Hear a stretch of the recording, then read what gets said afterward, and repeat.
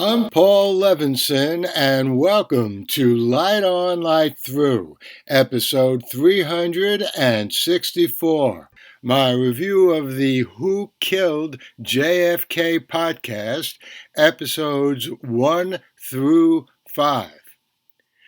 Well, Rob Reiner, who is doing a great podcast with Soledad O'Brien on this still unanswered and vexing and really crucial question of who killed John F. Kennedy, who assassinated John F. Kennedy back in November 1963. Well, Rob Reiner and I have a lot in common regarding that assassination on November 22nd, 1963. Reiner first learns about the assassination, as he tells us in this podcast, in his high school physics class when he was 16. I first found out about the assassination in my calculus class, which I was taking as a freshman in the City College of New York when I was 16 too. In fact, we were both born in March 1947 in the Bronx. I was in what was called the SPs. I don't even know what those initials stand for. Maybe Special Progress or something. Who knows? I can't remember. But in the SPs, as New Yorkers might recall, you skipped 8th grade. And that would explain why I was a year ahead, a year more advanced than Reiner. We both read and were very impressed by Mark Lane's Rush to Judgment, the 1966 book that attacked the Warren Commission's conclusion that one man, Lee Harvey Oswald, had been responsible for killing JFK. And most important, Reiner and I both felt and feel to this very day that the Warren Commission and the American government has been lying to us all these years about who killed John F. Kennedy. Now, to be clear about the impact that assassination had on me, Reiner, and who knows how many more Americans and people around the world, that assassination was, to quote one of Don Henley's best songs, the end of the innocents, the end of a true political love affair. All of us, 16 and younger, and no doubt at least some years older, found we instantly had a new view of the world, a sad, wise, and cynical view, the moment we heard Walter Cronkite, or whoever it was, deliver this terrible news.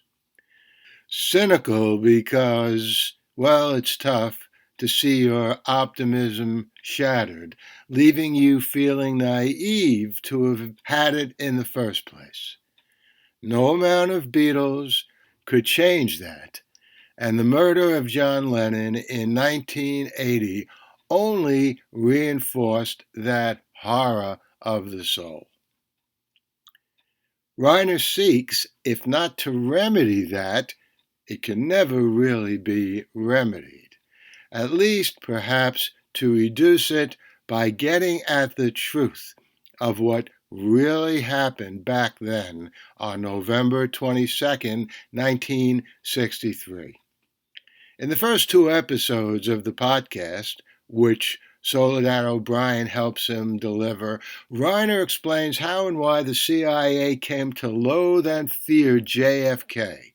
He didn't back the CIA up to its satisfaction when it tried to wrest Cuba from Castro, and he let that attempt end in the Bay of Pigs. He started working very hard to get a real peace with the Soviet Union when JFK saw how close we had come to destroying our civilization in the Cuban Missile Crisis. Reiner tells us of the note the newly widowed Jackie sent to Khrushchev. That's all in the first episode.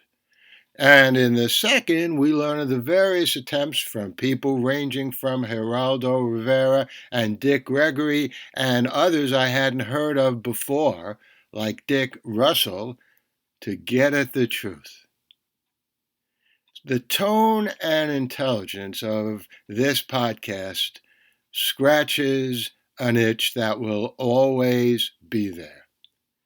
I have no idea if Who Killed JFK will address one of the questions I've had since that day in Dallas when the curtain came down on my unbridled optimism about the good guys always winning.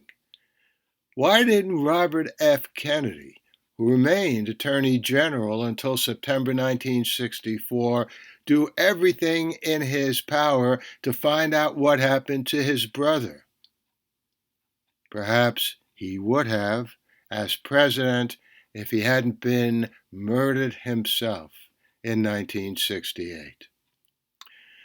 Well, on November 22nd, 2023, which was the 60th anniversary of JFK's assassination, I definitely would have thought about him and that heinous event anyway. But having listened to and thought about those first two episodes of Rob Reiner and Soledad O'Brien's podcast, as you just heard, the assassination and the government, quote, narrative about that assassination has been especially on my mind. In the third episode, Reiner says, and here I'll say again, quote, narrative, unquote, is a very good word for what our government told us about the assassination because so much of the government story has been fiction. Now, coincidentally, I've been thinking and reading a lot about alternate history recently and writing some of it too. And I found myself agreeing with the authors quoted in Jack Dan's Fiction Writer's Guide to Alternate History that a lot of our so-called real history is itself fiction.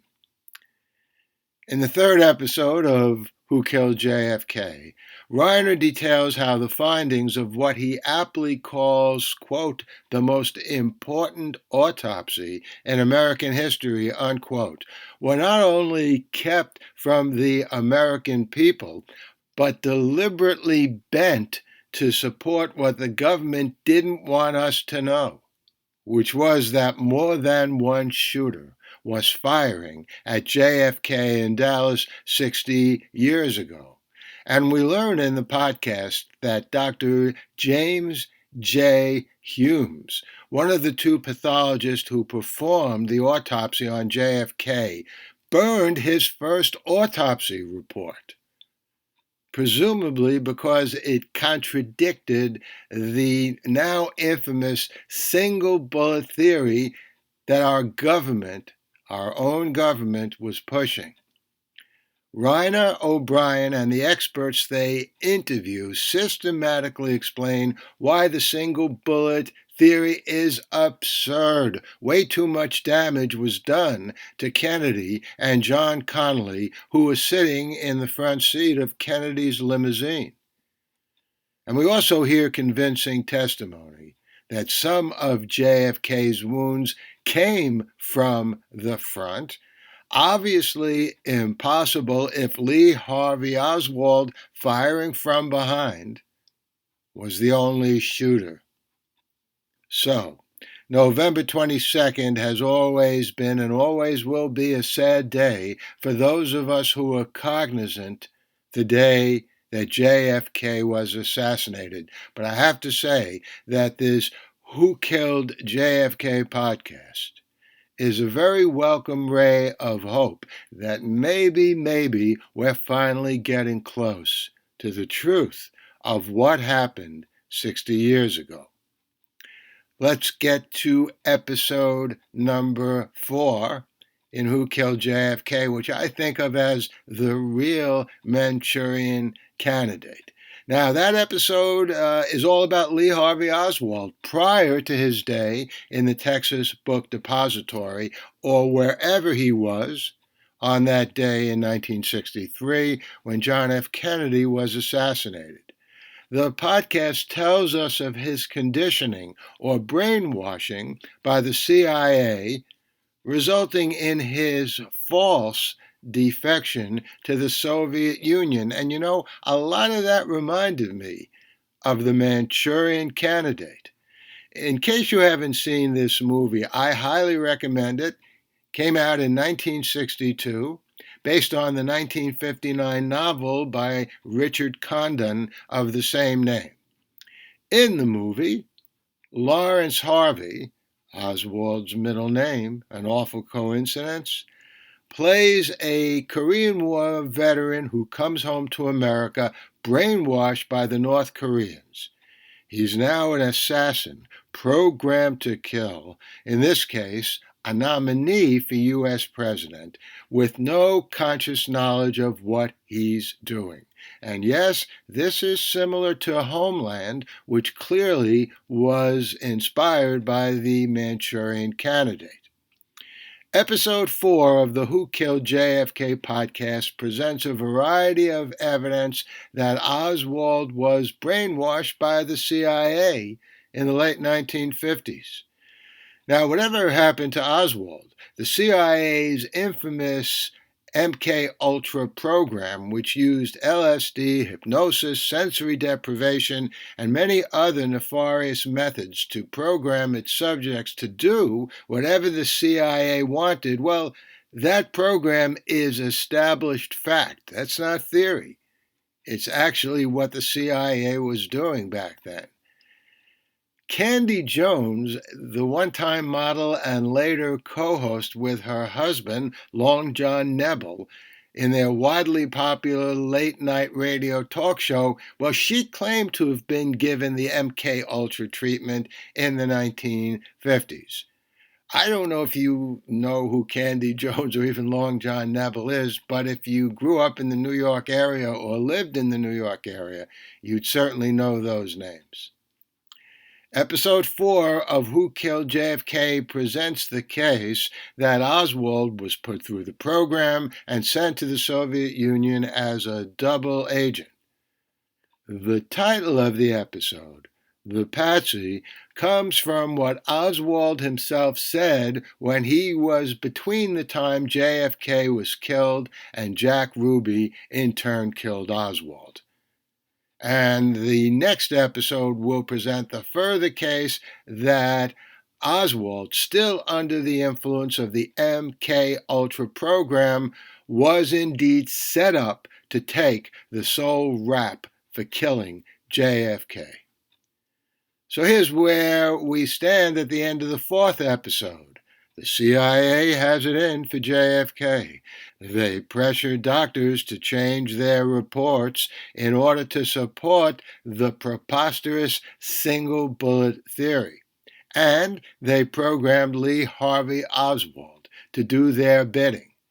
At this point, to pretend to defect to the Soviet Union. I'm looking forward to learning all about the continuation of Oswald's trajectory in the 5th and subsequent episodes of Who Killed JFK. I did have one question, though, at the end of the 4th episode. What was the reaction in the Soviet Union of Oswald being named the sole killer of JFK? In episode 4, we're told that likely, the Soviets were suspicious of Oswald's defection, and likely they were playing their own game with Oswald, seeking to use him for their own ends. I hope Who Killed JFK, which has become much listened to audio for me, tells us a little more about what Rainer Eyal may have learned of what the Soviets thought of Oswald being labeled as the sole assassin of JFK. Given what we have learned in the previous episodes about JFK and Khrushchev drawing closer after the resolution of the Cuban Missile Crisis, driven by their mutual desire to make sure the U.S. and the USSR never came so close to the precipice of nuclear Armageddon ever again. Certainly makes sense that the Soviets would have been very interested in who really killed JFK, even after Nikita Khrushchev was out of power.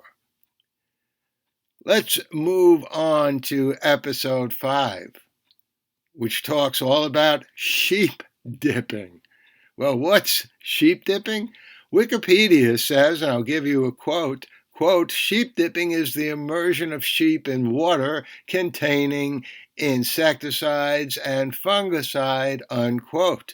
And on another wiki page, we learn that sheep dipping in military idiom is, quote, to formally and usually temporarily transfer military equipment or personnel to non-military ownership for the purpose of employment in covert action with less risk of triggering armed conflict. In other words, sheep dipping, if you're talking about the military or the CIA doing it, is painting a different identity onto a given person, making him or her seem like they're something they are not. So, guess which kind of sheep dipping episode 5 of Who Killed JFK tells us the CIA did to Lee Harvey Oswald to set him up as the, quote, patsy, unquote, in their assassination of JFK? The answer is all that sheep have to do with this is the American people and the world were led like sheep.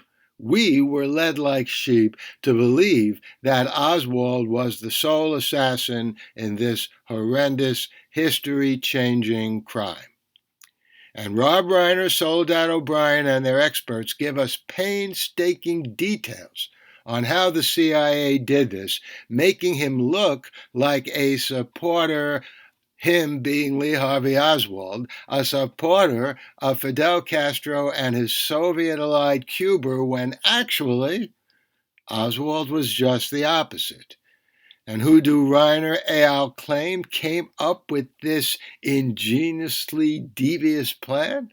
None other than James Angleton, aka the poet spy, the erudite, brilliant chief of counterintelligence at the CIA. Now, I have to say that this part of the incredible story that the podcast is carefully rolling out is a bit less convincing at this point than the forensic evidence laid out in the prior episodes. The fact that at least one of the bullets came from the front, not the back, as JFK, as he and Jackie and Connolly and his wife rode through Dallas that day, seems unimpeachable, unless all the experts interviewed in the podcast are blatantly lying, which seems very unlikely. And if there was more than one shooter, that means 100% that it was the Warren Commission that was lying, at the very least lying when it said that there was only one person, Lee Harvey Oswald, shooting at JFK. But the CIA piece is very important because it seeks to establish, or at least further demonstrate, not only its motive in killing the president, anger over the Bay of Pigs, and fury at the détente JFK was pursuing with Khrushchev, but the specific way the CIA expressed that motive and made his assassination actually happen in a way that didn't point back to the CIA. It seems like one tall order.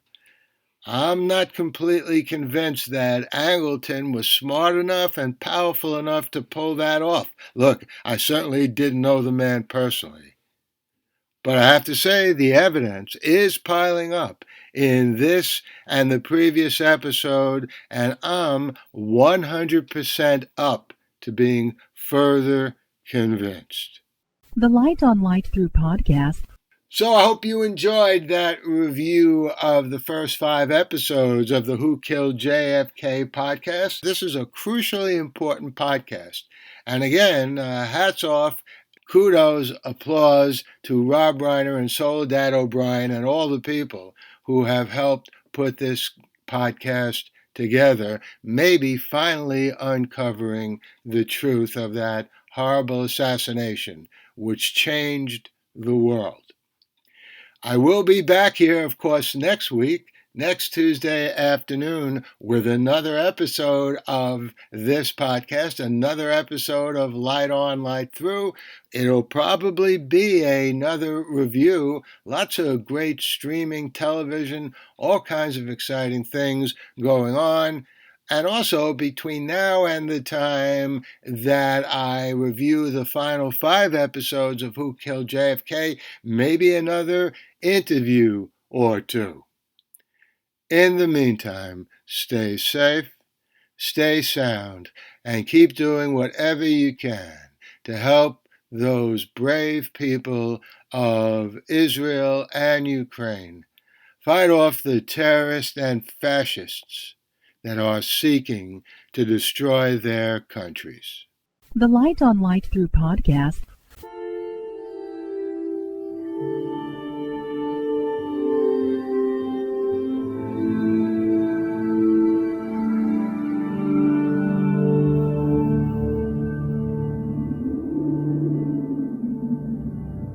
Athens, 2042 AD.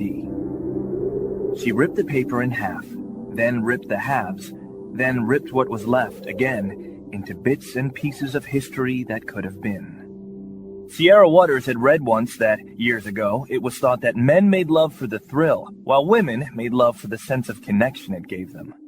Curled Up with a Good Book says, Sierra Waters is sexy as hell. You can find out more about The Plot to Save Socrates by Paul Levinson at theplottoSaveSocrates.com.